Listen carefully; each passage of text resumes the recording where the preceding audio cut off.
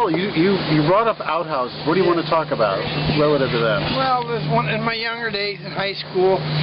Or just the other day, do I have to hear it? It wasn't on the camera. It wasn't on the camera, though. Keep going, Lyle. Okay. Keep going. Well, the young people have to know that we used to have outhouses, and we used to go around and tip them over. Ah, okay. And then the next few days later, the local cop in Hanover, Illinois, would come by and he'd say, okay, we'd go to the pool hall where we were. He'd say, okay, boys, let's go set them up. And so we'd either have a pickup or a couple of cars, and we'd go around and we'd set up the outhouses, except for one. Yeah? Except for one. Johnny Craig, the name on the outskirts. Anyway, he had a garage. And then from the garage next door to about 2 feet away was the outhouse. And he had 2x4s running from the garage to the outhouse. To support it, so in other words, you couldn't really knock it over. And he also had a wire that ran from the top of the outhouse up to his house, about 50 feet away, and when you even tried to wiggle that outhouse, the screen would rattle, and then he'd come bouncing out, you know. So us young guys in high school, we never did get his outhouse over. So some of our, including the local cop, and one of my professors, and a few more of the older guys around town, going to show us young punks how it's done. So there was a farmer outside of town by the name of Novus, and they went and got his tractor, these older people, and they threw a chain around the outhouse, took off with the tractor, and of course the outhouse came, but it came down in pieces, you know. And so they showed us young people how it's done. So the question was, who was going to repair it? Well, these upstanding people of Hanover, including the local cop, I think his name was Johns. I think his name was John. They volunteered as the steady people in the upcoming, you know, of Hanover. Well, we will just go do that because we're so civic-minded and that. So they went and they put it back together and made Johnny Craig happy. Well, and all the time after that, nobody was supposed to know who did it, and it was real, but they showed us young folks. Well, that's a very uplifting story, and I'm glad that I can admire my father, and these are his adolescent roots of greatness. Thank you very much.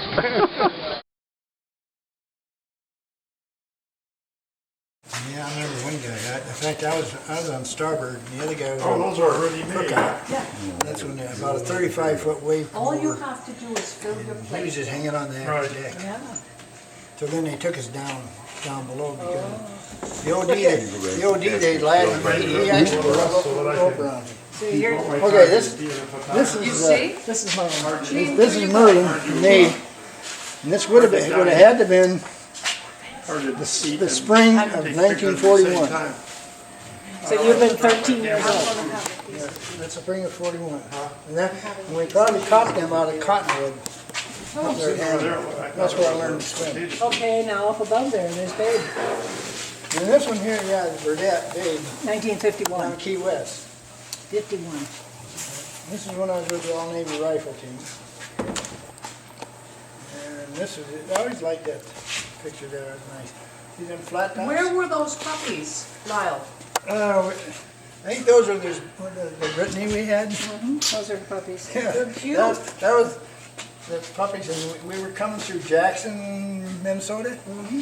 We had a station wagon, and the mother for these dogs was all the way in the back. Yes. And so Jean took Charles to go over to get some breakfast, and I was gassing up. My window on my driver's side must have been down about that far. Yes. And after I got gassed up, I drove over and we ate breakfast.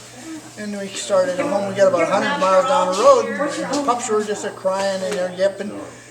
And we got out and we unloaded that station wagon, and that dog, mother, was gone. You're kidding. Did you ever get the mother back? No, that was. So you brought up the puppies? Yeah, that was Wow. that was pheasant country. Jackson, Minnesota is pheasant country. She's a bird dog.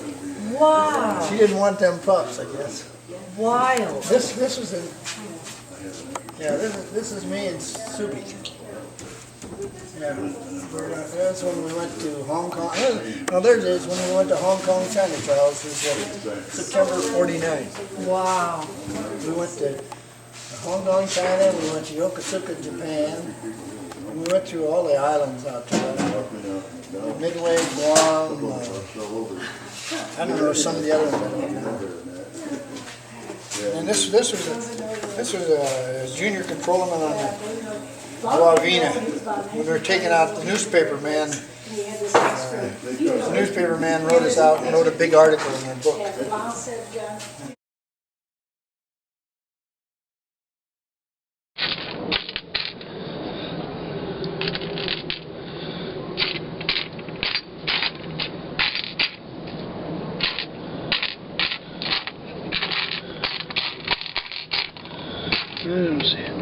The only other option,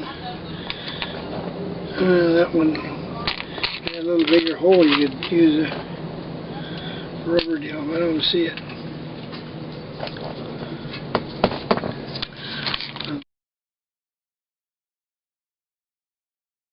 Reveille, reveille, wakey, wakey, rise and shine. You had your fun, now I'll have mine. Now let's all have a clean sweep down fore and aft, empty all trash cans, and all PAL and restricted men muster on the quarterdeck. And this is not a test. Thank you very much. That is hilarious.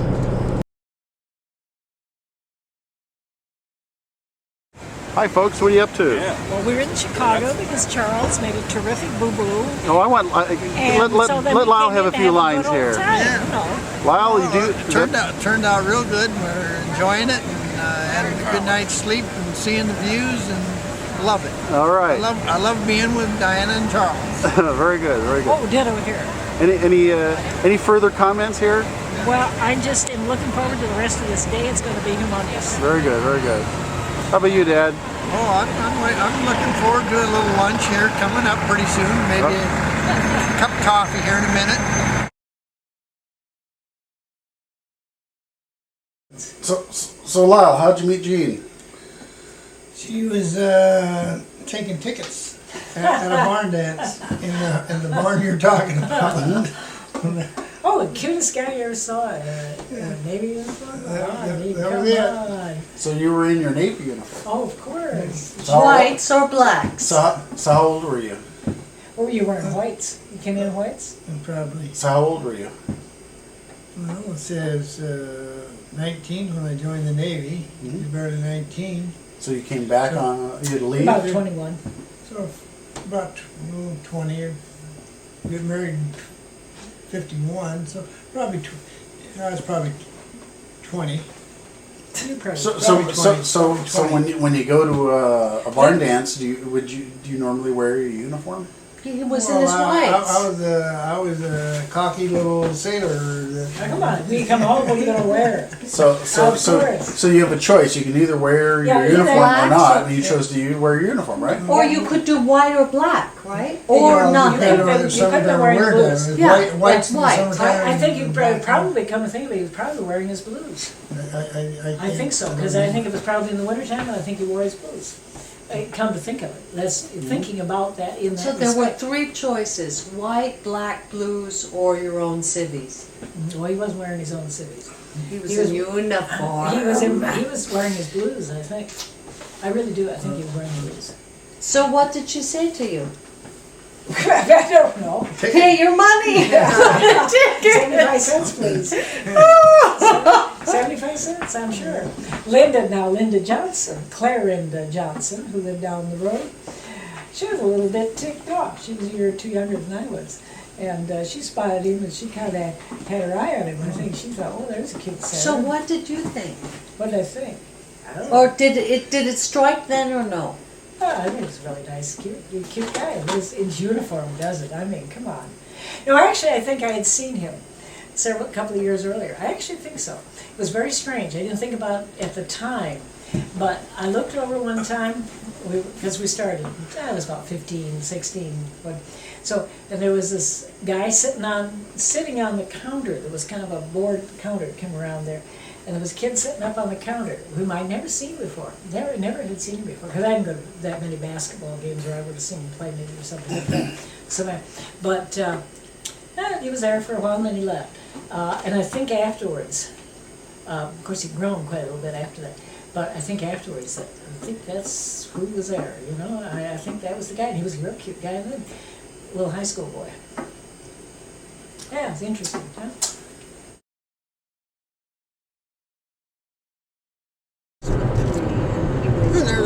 You know, every once in a while I talk to some of them. Tell me about their bikes. And they're very surprised when I say, well, I used to have one. Yeah, you had an Indian, right? No, I had a Harley 74 overhead. 1947 Harley. In Hawaii or Hawaii, on the Oahu. I had well, less than a year. I bought it in 48. But you brought it back to the States. She had it shipped back to the States in November, December of 49. You drove it around San Francisco? And I came back on leave, and I went down to Clinton and bought a new 49 Mercury for $1,900. Well, the bank and me, I should say.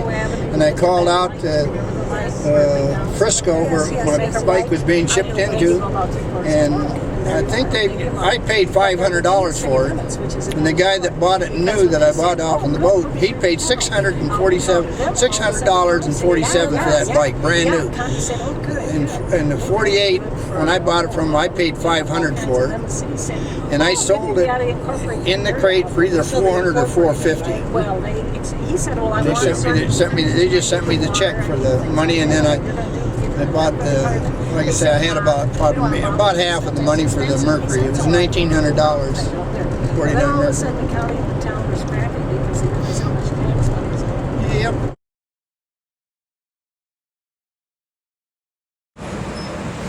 Well, we had a real nice meal at the Big Bowl. Yep. Everybody had a nice meal. What did you have? I had all kinds of vegetables and some beef. I don't know what else, but it was all very good. What sauce did you choose, Lyle? I think Jean teriyaki. Teriyaki, Right? yeah, Jean selected teriyaki. Yeah, it was very good.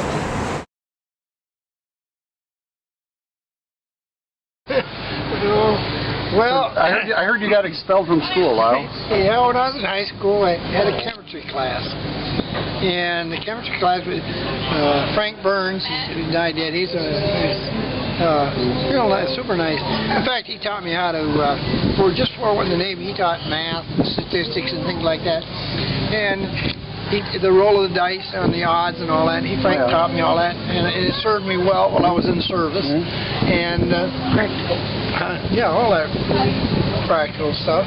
Well, anyway, we were he also taught chemistry, and in chemistry, you probably remember, I don't remember the basics, but it seems to me that all you need is some water, some yeast, some sugar, and you let it set overnight or 2 or 3 days, whatever it is, and then you run it through distill, and that's all it is a little heat exchanger type of deal, and you put the burner underneath that, and the condensate goes up, it goes down, it cools off, and we got maybe 80 proof or something like that. Well, we thought, hey, that worked so good, let's take that part and rerun it, which we did. So we had some pretty good alcohol after we run it through the second time.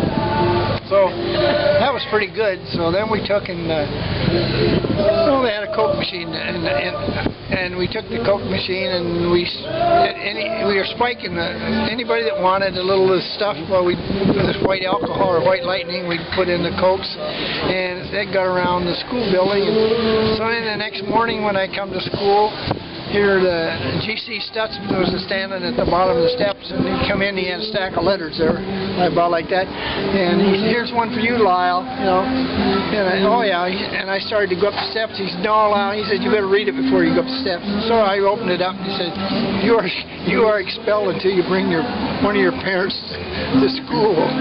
So that was because some of these other people got in trouble, I guess, because we spiked their Cokes with alcohol. So who did you bring, your mother or your father? My mother.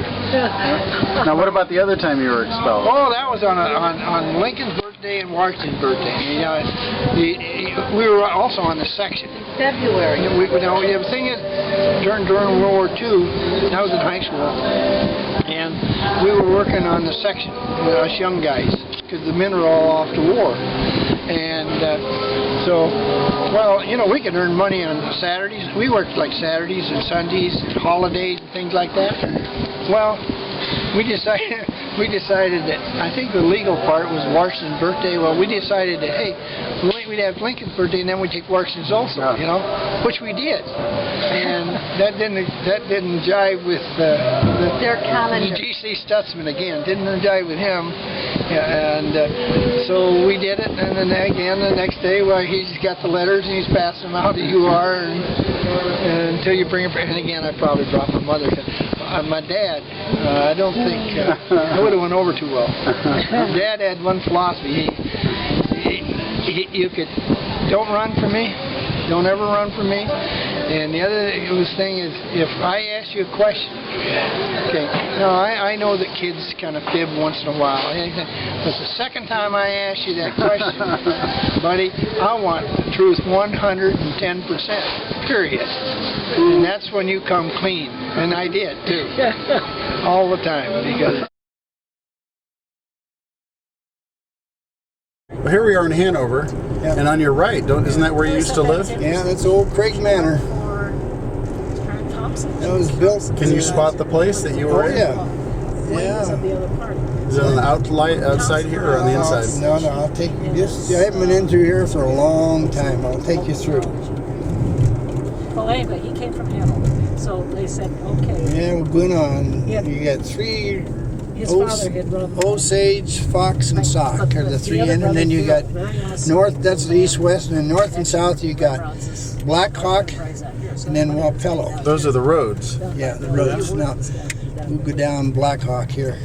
Probably never goes to Chicago. I used to deliver papers here in 1941, I guess it was. So we're coming up on it here? This is Black Hawk. Yeah. This is Craig Manor. The whole it was built for World War II. Huh? Is this your building? No, it's over on Wapello. This is these places were.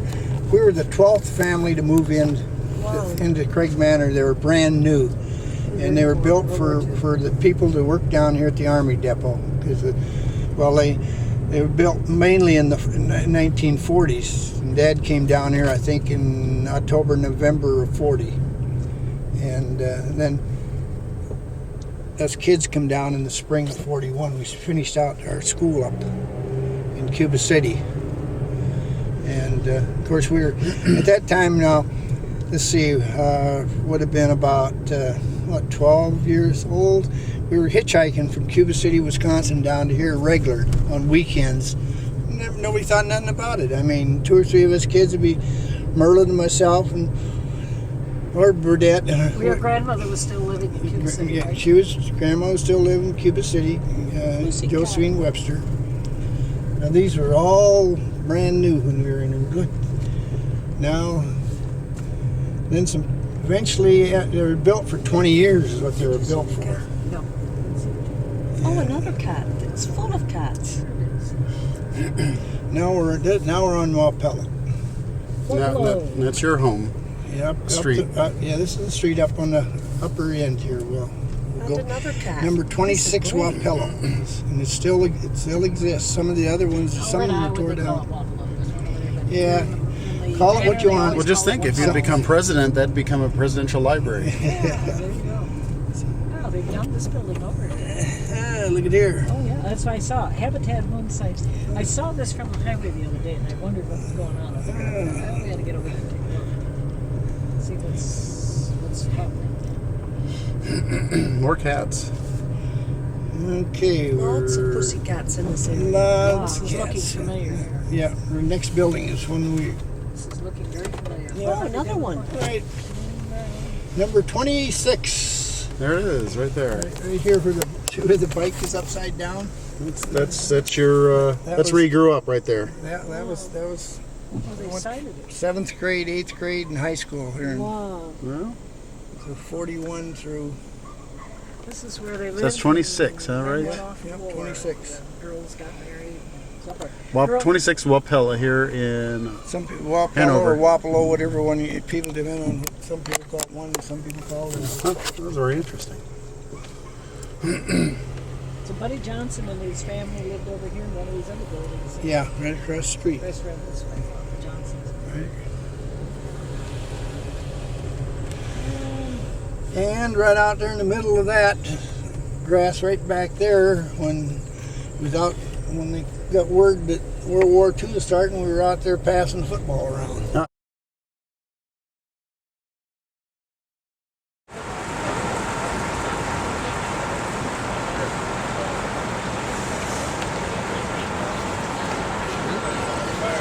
Here we are in Chicago with Diana and Charles and Jean, and Diana are sitting over there on the bench, and we just had a wonderful ride around Chicago with a horse carriage and saw a lot of sights.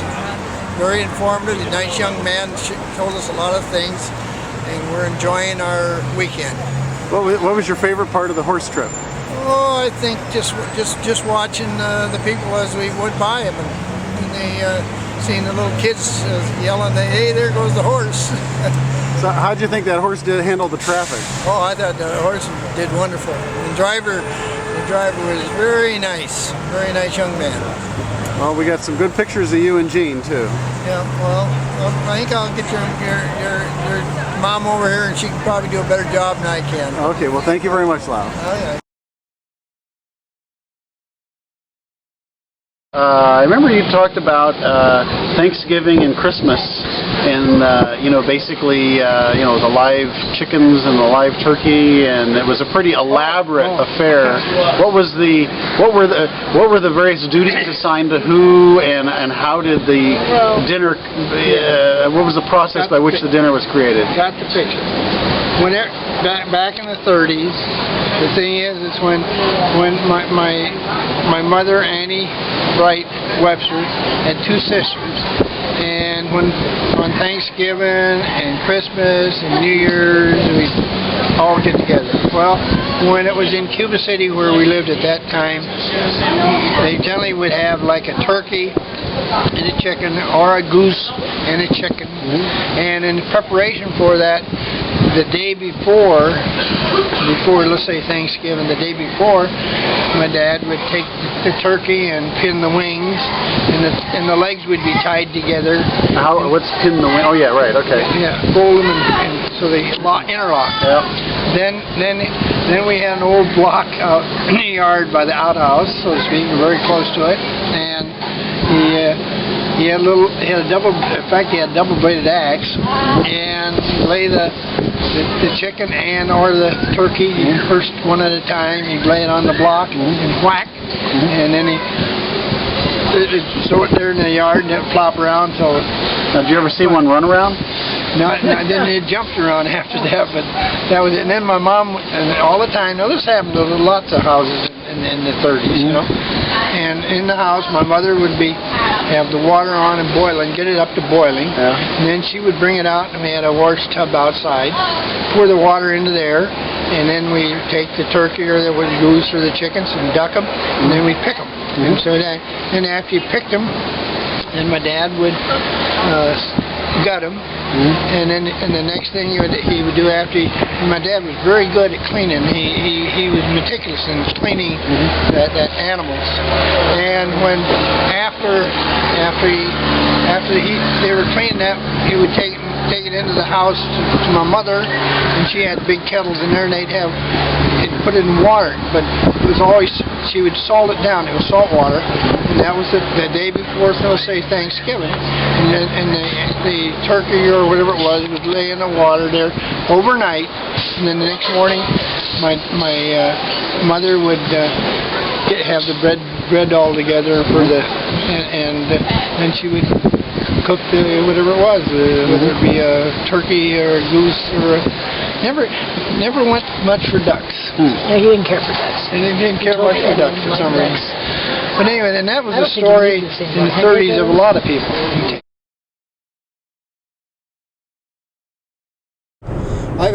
We had one time we was coming into Hanover, coming down the hill. We had the big old Lincoln, and the deer come out and it rammed right into the back door, just behind the back door of the Lincoln. And you know, there was a thud, and it didn't even put a dent in the whole Lincoln because it was so heavy. But there was fur on the chrome in that where it stripped the fur and that. But so we went into Hanover and found a cop. Told him about it, and he went out and it must have taken off. It's amazing how they can get. Well, I don't think it even stopped when it hit you. It went over the back of our trunk. What? So it bounced, hit the just I behind know, the door. but I'm saying we didn't leave it on the road. It No, was not no, there. no, It moved no, on. no, It no. was not, It moved on right then. It was Yeah. gone. Yeah. It moved on.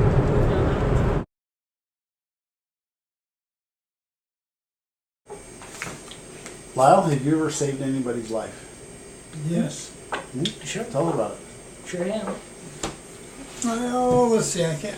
When it would have been roughly about 1941.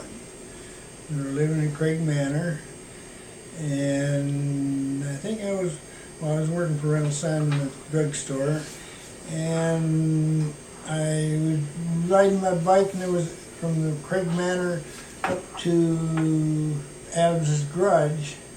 There was a kind of a cut through there, and they were doing sewer work.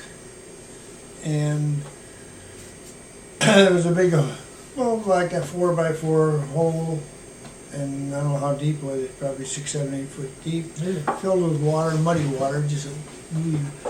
And anyway, when I started cutting through on my bike, there were 2 little kids running back towards Craig Manor yelling that somebody was drowning.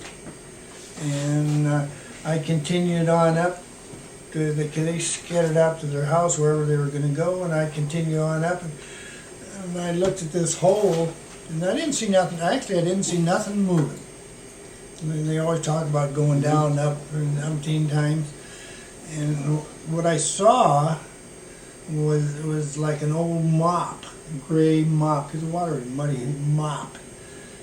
And anyway, I got off my bike and on my knees and reached over and got a hold of the mop, and up come a head with a boy on the end of it.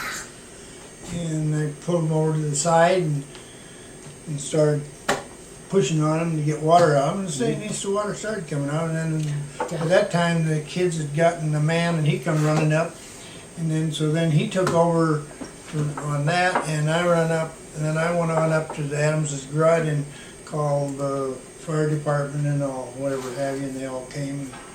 His name was West, and his mother. He's about 5, was he? About 5 years old? The kid? Yeah, I'd say probably. You always told me.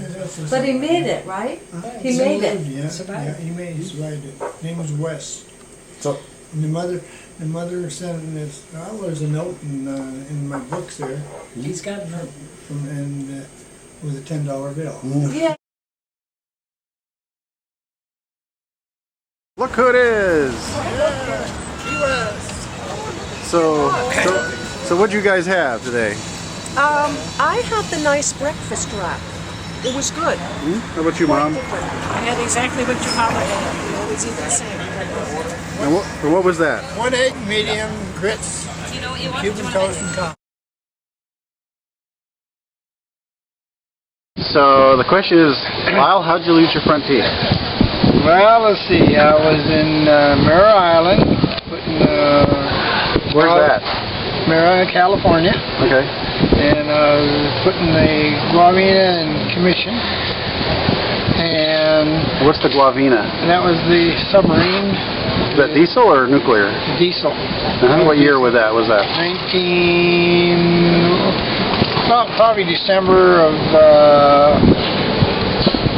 49. 49, okay. January 51 the other. Wow, Right 49. in that area. Right in that area. 60 years ago. Let's see. Went ashore, and I can't remember who was with me, but 1 or 2 of the other guys off the boat. We went ashore, and on the way back, we were in a they call a jitney. Uh-huh. And a jitney, I have like 2 seats here or 3 in the back, and then you have 2 in front of that, and then I don't know what else you have in front. Anyway, we were coming back from the shore, had a few drinks.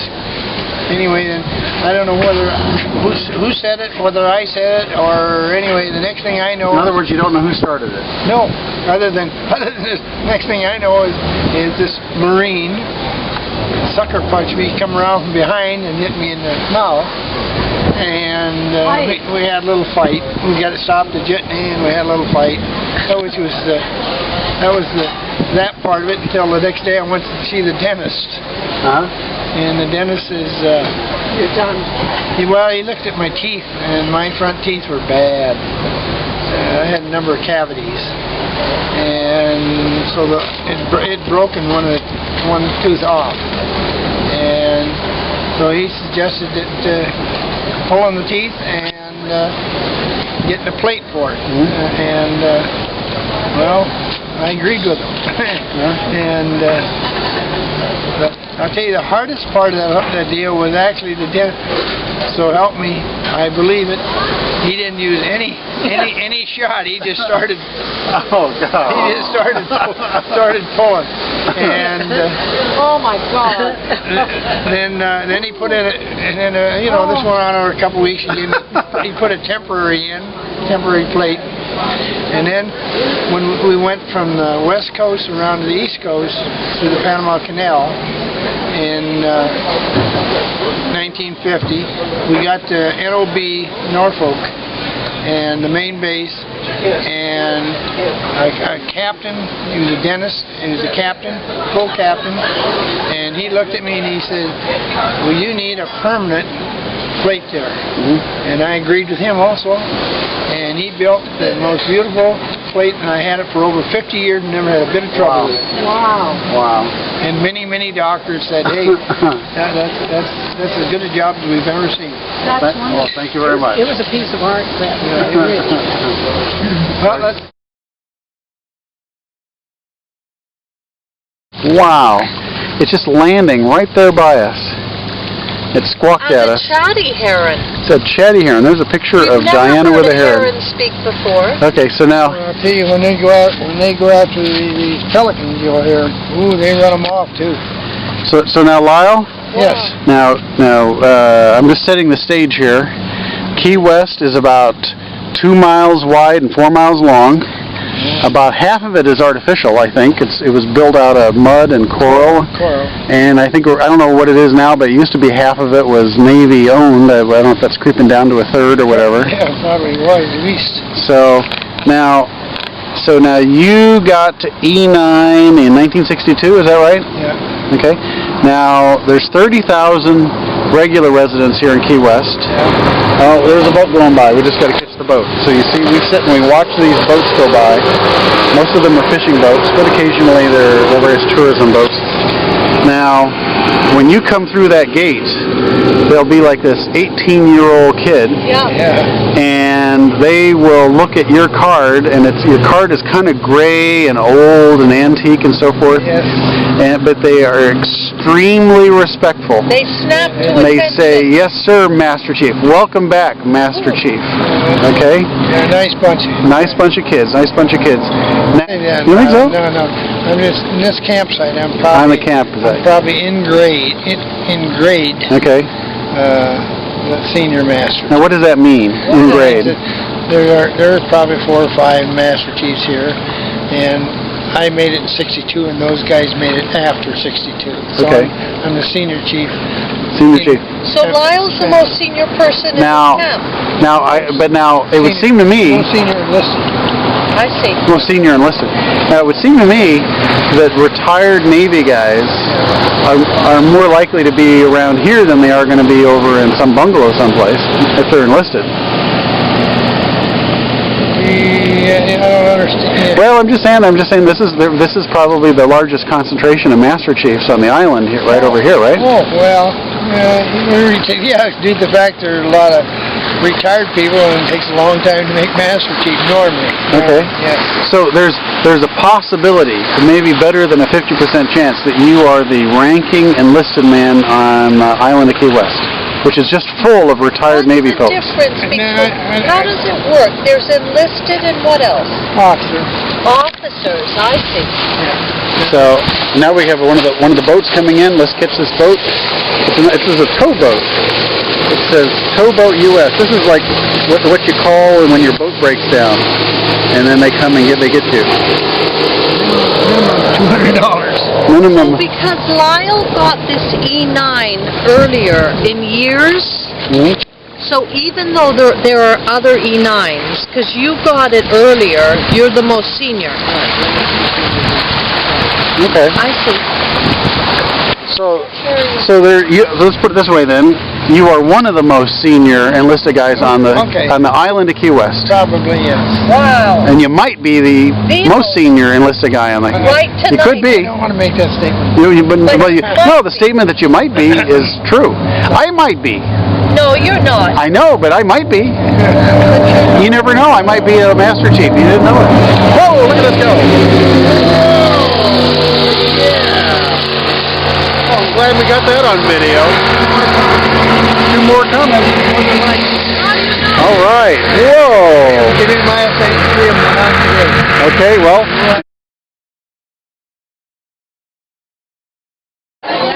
So Lyle, what'd you get there? We got a lot of food.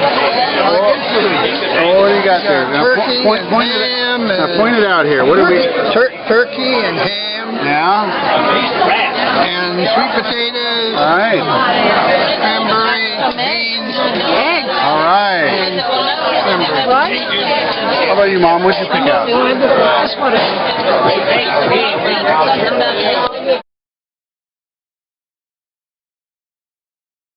No, another one. Going down that, Hyman G. Rickover. Yep. Oh, yes. Met him a couple times, 2 or 3 times. You had several visits. So what were the several instances you met him? Well, I was a CO at the S1W atomic plant, and he'd come over visiting with some of his VIPs, and his habit is to bypass who's ever in charge, so to speak. Well, I'd already included my operator, and you don't do nothing unless I tell you. That's it. No matter who, no matter. So they had it down to. So he come over, and he told my reactor operator, "Well, bump those rods out. And he wanted to show a little increase in power to his VIPs." And the kid didn't do nothing. And Rickover told him again, and the kid turned to me, and then Rickover turned to me, and he got the thing. He got the point that the kid wasn't going to do nothing unless it came through me. And he said, "Would you have him bump the rods?" And I said, "Sure." So I had the kid go ahead and bump the rods in and out, and out and then in.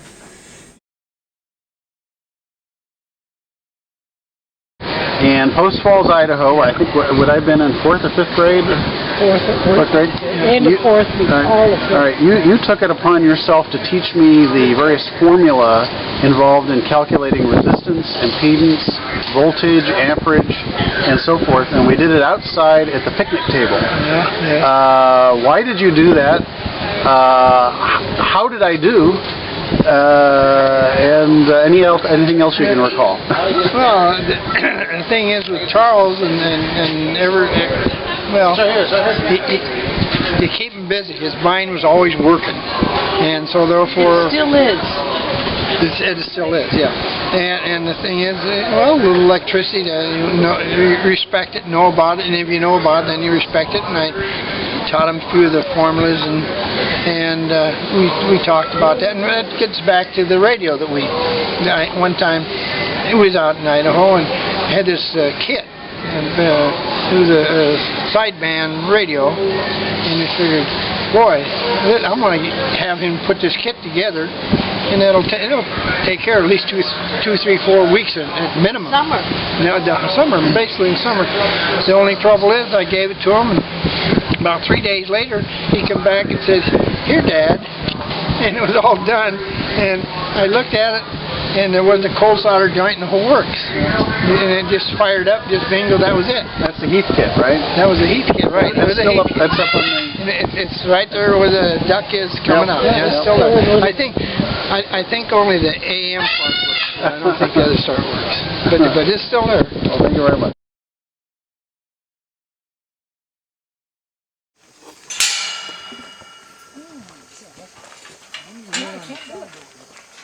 I don't know whether you can go through there. Go through there. I can. Well, you want to try to open this or not? Make it? Yeah, well, you're set. You're all set. It's purposely set up this way.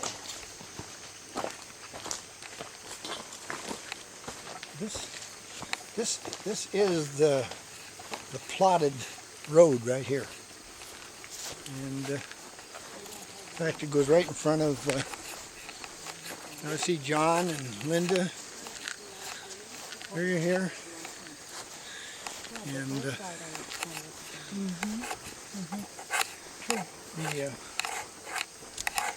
thing is now, there's Linda and John.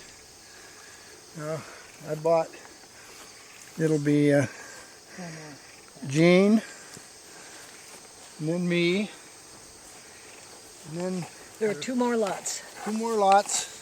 Takes you up to right about here.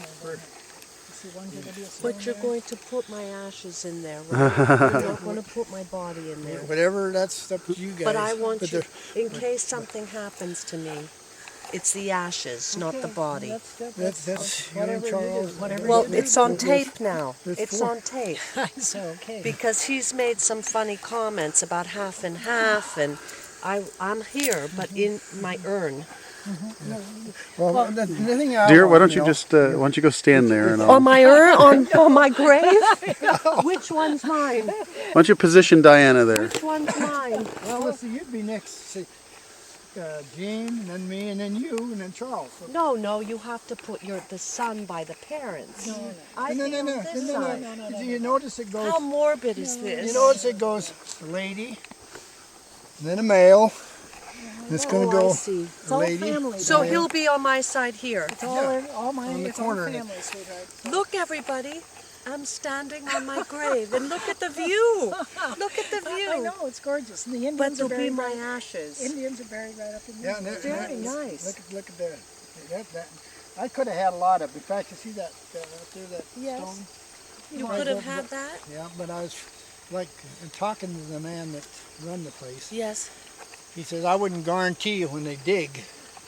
Oh, that they wouldn't dig you up. No, that the thing is they'd hit some artifacts, and then you'd have to scramble, or your family would have to figure out where Well, they are. then the state So would I come in come on down it, here the and- federal Yeah, this is government. nice. Got- Hear this. Reveille, reveille, wakey, wakey, rise and shine. You've had your fun, now I'll have mine. Let's have a clean sweep down, fore and aft, and empty all trash cans, and all PAL and restricted men muster on the quarterdeck. And this is not a drill. And PAL is prisoners at large.